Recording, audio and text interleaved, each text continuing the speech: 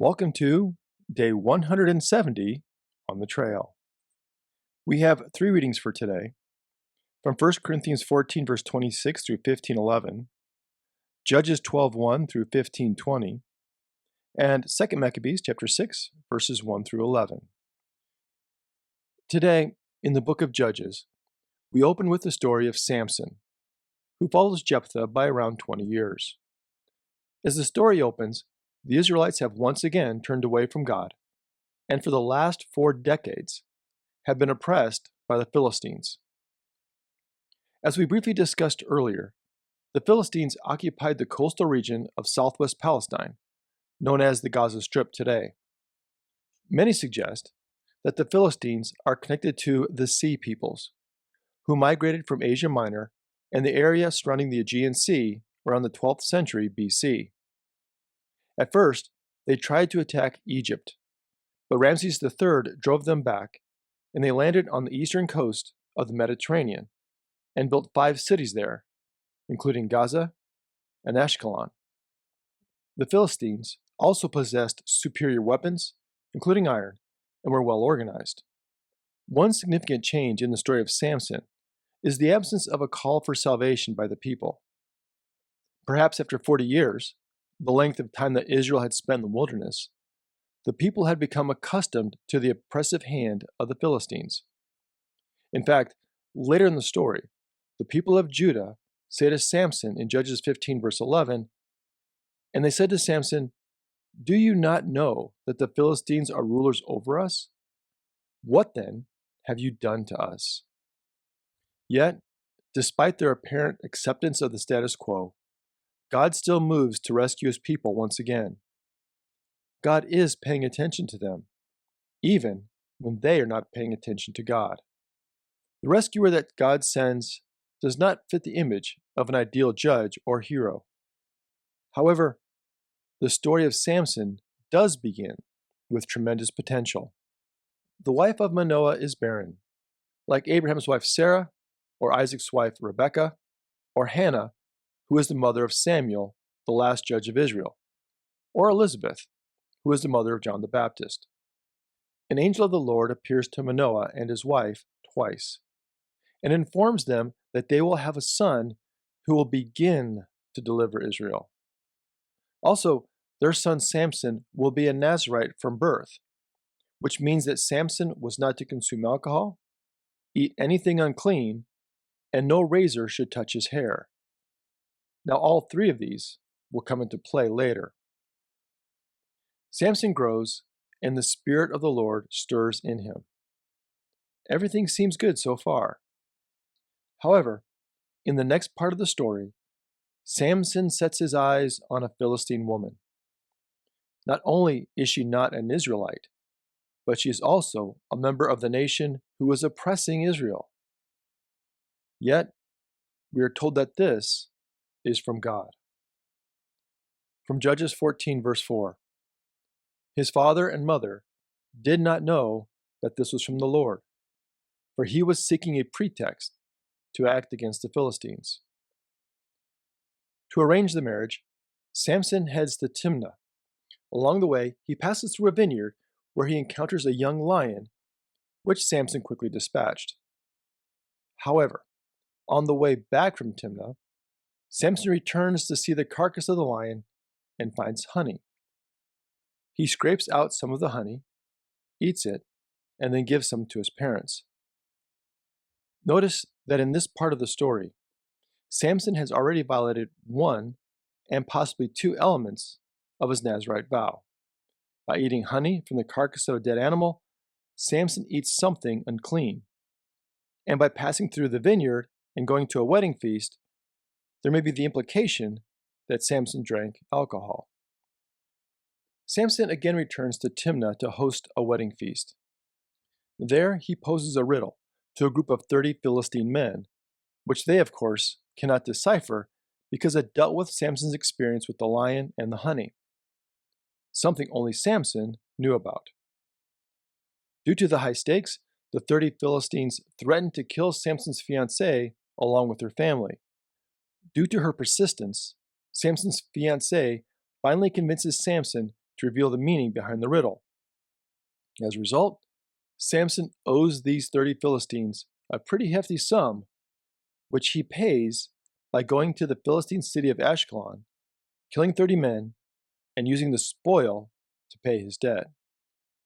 Samson returns home, but leaves his wife in Timnah. After some time, Samson decides to go and visit his wife. However, her father believes Samson was not returning, so he gives his daughter to Samson's best man. After rejecting the father's younger daughter, Samson catches foxes, ties them in pairs, tail to tail, with a torch between them, and sets them loose in the fields of the Philistines, burning everything to the ground. This would have led to significant economic ruin for the Philistines. So the cycle of revenge continues. In response, the Philistines go to Samson's ex-fiancee's family and kills them. Then, Samson takes his revenge upon the Philistines. Afterwards, he goes to the rock at Etam.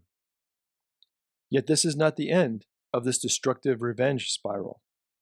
Since the Philistines cannot defeat Samson, they attack the Judean town of Lehi. 3,000 men of Judah then find Samson. As we read earlier, they want to turn him over to the Philistines. Samson agrees. So his fellow Israelites bind Samson with new ropes and take him to the Philistines. However, in his might, Samson bursts the ropes and kills 1,000 Philistines with a jawbone. Despite his faults and his disregard for his Nazirite vow, God is still with Samson and is using him to free Israel. Turning now to the New Testament and our reading from 1 Corinthians. I'm quite sure that does not come as a surprise to you that in our world today, there are countless stories of where humanity has come from and where it is headed. Everyone seems to have an opinion or a perspective. And yet, believe it or not, this is nothing new. In the ancient world, there were thousands of stories about the origins of humanity and its relationship with the divine. Some scholars estimate that there were thousands, perhaps even tens of thousands of different religious views at the time of the earliest Christians. So here in our reading today from 1 Corinthians, Paul reminds them of the story which forms their identity and how they are to live in the world. From 1 Corinthians 15, verses 1 and 2. Now, I would remind you, brothers and sisters, of the good news that I proclaimed to you, which you in turn received, in which also you stand, through which also you are being saved, if you hold firmly to the message that I proclaimed to you, unless you have come to believe in vain. In these opening verses, Paul emphasizes that the truth of the story of Jesus matters. Christianity is a story and a truth received. We did not create this story on our own, nor did we discover it. We do not have to defend the story as if it were something of our own creation. Instead, Paul reminds us that this is God's story, which is being proclaimed, received, and experienced to this very day. This is the truth in which we stand and by which we live. Jesus did not rise within history. Jesus changed how we experience history and how we define our future. This is not just a story we remember, but a story to which we belong. Then, beginning in verse 3, Paul defines the core of the story. For I handed on to you as of first importance what I in turn had received, that Christ died for our sins in accordance with the Scriptures, that he was buried, and that he was raised on the third day in accordance with the Scriptures, and that he appeared to Cephas, then to the 12.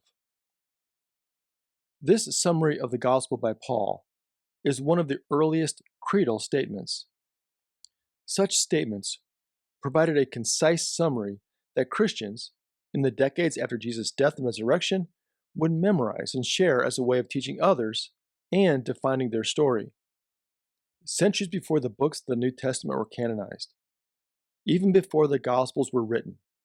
We find here a summary of what was of first importance or foundational to the message of Jesus. Later, in the Apostle and Nicene creeds, we will find similar statements that include these same foundational truths: that Christ died and was buried, but was then raised and appeared to many.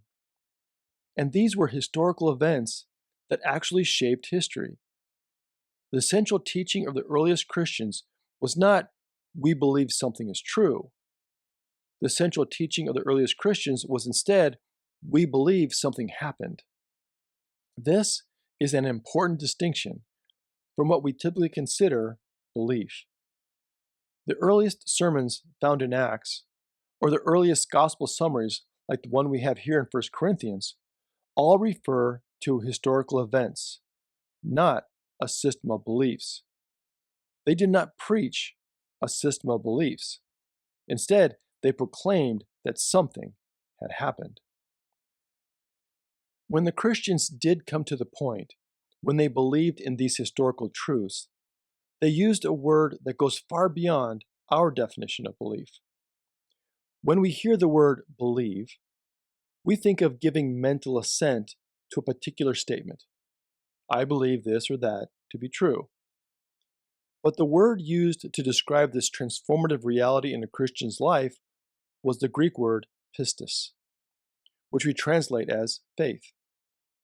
Faith is more than a mental assent to a proposition, but a statement of transformation. Faith leads to moral change, to seeing ourselves and the world differently. Belief does not carry that same weight.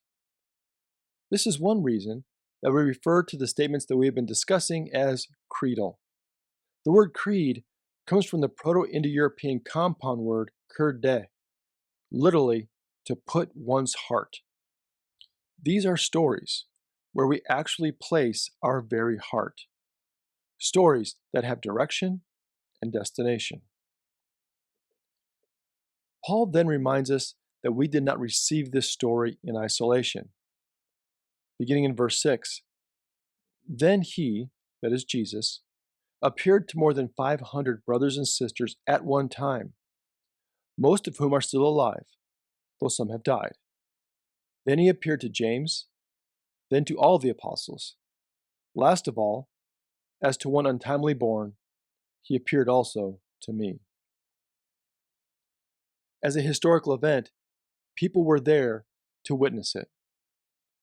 And not just the disciples, like Peter, but everyday people.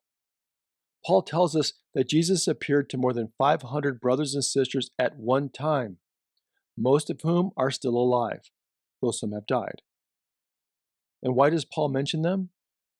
I believe Paul is saying, if you don't believe me, go ask them. The central claim of Christians is that Jesus' resurrection was a historical, public event.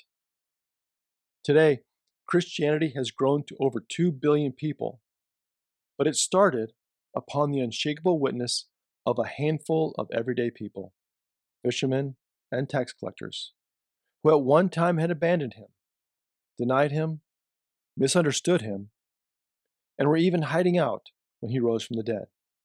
But afterward, they were so utterly convinced that he was alive that they were willing to die for this historical truth, an event and a truth which had transformed them, and in turn, transformed the world.